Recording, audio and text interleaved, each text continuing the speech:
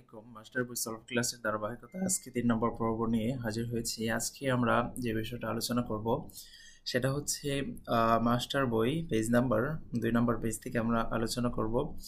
আজকের আলোচ্য বিষয় হচ্ছে প্রপার নাউন এবং কমন নাউন নিয়ে আলোচনা করব। আমরা আজকে বিস্তারিত জানবো, প্রপার নাউন এবং কমন নাউনের বিস্তারিত জানবো এবং লাস্ট অফ অল আমরা প্রপার নাউন এবং কমন নাউনের তুলনামূলক আলোচনা করব।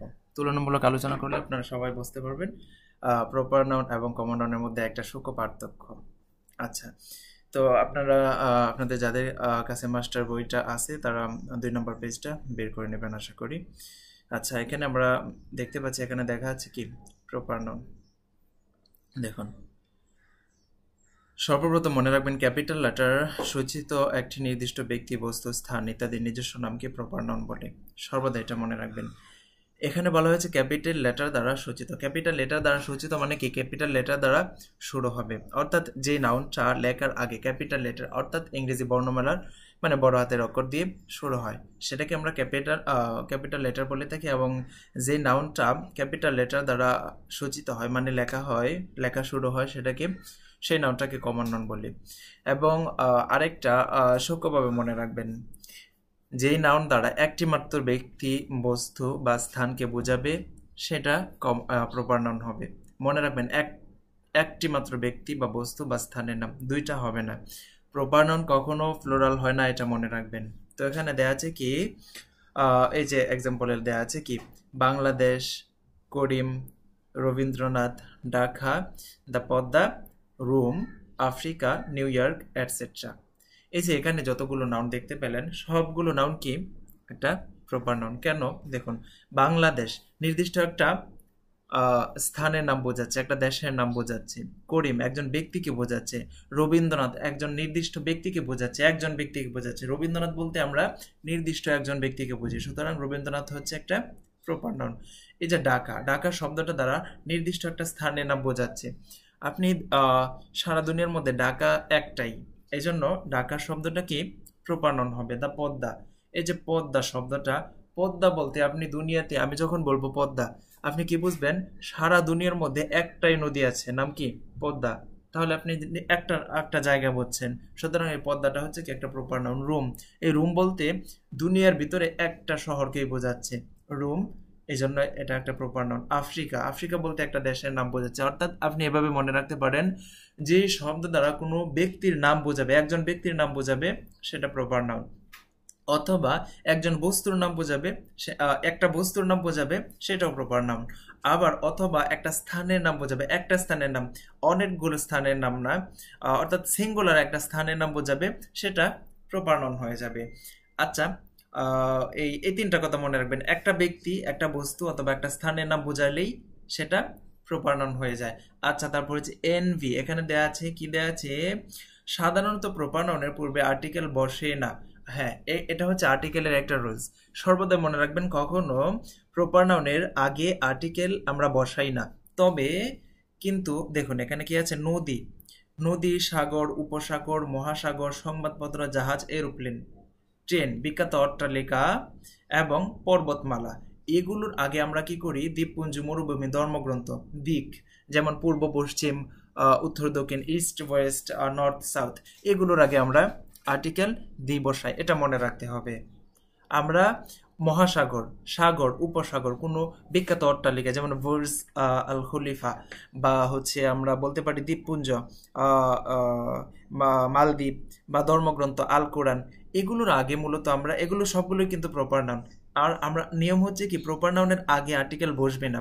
তবে এই যে এখানে যেই এই নাউনগুলো আমি মার্জিন করে রেখেছি, কি আমি ওই যে কালার করে রেখেছি, সেটা হবে কি, এই নাউনগুলোর আগে প্রপার নাউন হওয়া সত্ত্বেও এগুলোর আগে আর্টিকেল দিয়ে বসে। তো এটা হচ্ছে একটা আর্টিকেলস জনিত একটা রুলস। এটা আমরা আর্টিকেলের চ্যাপ্টারে আলোচনা করব, এখানে আমরা আলোচনা করব না, সেটা আর্টিকেলের চ্যাপ্টারে আলোচনা করব। তো এখানে জাস্ট আমি জানিয়ে দিলাম। আচ্ছা, তারপর যেহেতু আমাদের লক্ষ্য হচ্ছে কি এই মাস্টার বইটা পুরোটা সলভ করা, এই মাস্টার বইয়ের যতগুলো প্রশ্ন আছে প্রত্যেকটা প্রশ্ন আমরা ব্যাখ্যা সহ আলোচনা করব, যেন ভবিষ্যতে যত কম্পিটিটিভ এক্সাম হবে সবগুলো এক্সামে যেন আমরা ভালো একটা সফলতা পেতে পারি, অর্থাৎ আমরা যেন কমন পেতে পারি। এই জন্য আমরা চারটা অপশনে যে চারটা অপশন থাকবে সেই চারটা অপশনেই আমরা কি ব্যাখ্যা বিশ্লেষণ করে আলোচনা করব। তো এখানে দেখুন, তো 5 নম্বর প্রশ্নটা আমরা আলোচনা করি। বলা হয়েছে 5 নম্বর প্রশ্নে বলা হয়েছে the name of on particular person, thing or place. বলতেছে কোনো পার্টিকুলার মানে নির্ধারিত ব্যক্তি, বস্তু বা স্থানের নামকে আমরা কি বলি, কোন নাউন বলি? এই নাম্বার আছে কালেকটিভ নাউন। আমরা জানি কি, একটু আগে পড়ে এসেছি, কোনো নির্ধারিত একটা ব্যক্তি, বস্তু বা স্থানের নামকে আমরা কি প্রপার নাউন বলে থাকি। সুতরাং 5 নাম্বার উত্তর হবে কি সি নাম্বার আমরা উত্তর হিসেবে গ্রহণ করব। 6 নম্বর প্রশ্নে দেখুন which of the following noun. এই which of the following noun এই ফ্রেজটার অর্থ হচ্ছে কি নিচের কোন নামটা, নিচের কোন নাউনটা ইজ নট মানে না এ প্রপার নাউন, মানে নিচের কোন নাউনটা, এই যে চারটা অপশন দেওয়া আছে বলা হয়েছে নিচের কোন নাউনটা প্রপার নাউন নয়। তো দেখুন অপশন এতে আছে কি টিম, অপশন এতে আছে টিম আছে, এখানে আমরা পরে আসছি। বিতে যাই, এই বিতে আছে কি ডাকা। তো আমরা প্রপার নাউনে পড়েছি কি কোনো একটা নির্ধারিত ব্যক্তি, বস্তু বা স্থানের নামকে কি প্রপার নাউন বলে। এই ঢাকা বলতে আমরা কি একটা নির্ধারিত স্থানের নামকে বুঝতে পারছি, এই জন্য ঢাকা হবে একটা প্রপার নাউন। তারপর দেখুন সানডে, এই সানডে একটা প্রপার নাউন। দেখুন আরেকটা কথা মনে রাখবেন, নোট ডাউন করে রাখবেন। আর আমার সাথে যারা এই ক্লাসটা করতেছেন আশা করি সবাই আমি যে পয়েন্টগুলো বলবো সেই পয়েন্টগুলো নোট ডাউন করে রাখবেন, তাহলে আর বারবার পড়তে হবে না। একটা পয়েন্ট করেন যে আমরা যে সপ্তাহে 7টা বারের নাম শনি থেকে শুক্রবার পর্যন্ত, এই যে 7 দিন 7টা বারের নাম আমরা সর্বদাই ওটাকে কি বলবো প্রপার নাউন বলবো। যেমন শনিবার, স্যাটারডে, সানডে, মানডে মানে যা আছে ফ্রাইডে পর্যন্ত সবগুলোকে আমরা প্রপার নাউন বলবো। আবার যদি আমরা উইক শব্দটা ব্যবহার করি তখন আমরা ওইটাকে কমন নাউন বলবো। আচ্ছা, তারপর ডি নাম্বারে আসুন। ডি নাম্বারে এখানে কি বোঝাচ্ছে? কোভিড, একজন ব্যক্তিকে বোঝাচ্ছে। আর আমরা পড়ে আসছিলাম কি একজন ব্যক্তি, বস্তু বা স্থানের নামকে প্রপার নাউন বলে। তাহলে এখানে বি, সি, ডি তিনটাই কি প্রপার নাউন। সুতরাং এ নাম্বারটা হচ্ছে কি প্রপার নাউন না। তো উত্তর হিসেবে আমরা এ নাম্বার গ্রহণ করব। এখন কথা হচ্ছে এ নাম্বার শব্দটা কি, এটা কোন প্রকারের নাউন? মনে রাখবেন এ নাম্বার শব্দটা কি একটা কালেকটিভ নাউন। কেন কালেকটিভ নাউন? এই টিম দ্বারা অনেকগুলো সমষ্টি, অনেকগুলো লোকের সমষ্টি বোঝাচ্ছে, এই জন্য টিমটা কালেকটিভ নাউন। তো এই নিয়ে বিস্তারিত সামনে আলোচনা আছে। কালেকটিভ নাউন সম্পর্কে যখন আলোচনা করবো তখন ক্লিয়ার হয়ে যাবেন। প্রচুর পরিমাণে টিম শব্দটা ইউজ হয়েছে, প্রচুর পরিমাণে ব্যাখ্যা আসবে সামনে।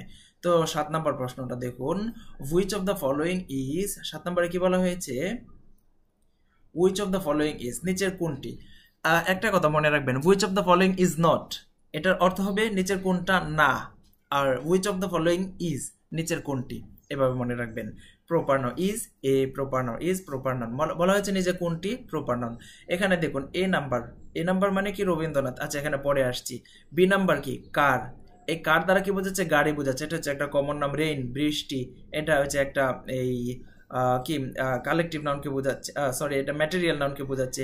ফার্স্ট রোজা, এটা অ্যাবস্ট্রাক্ট নাউনকে বোঝাচ্ছে।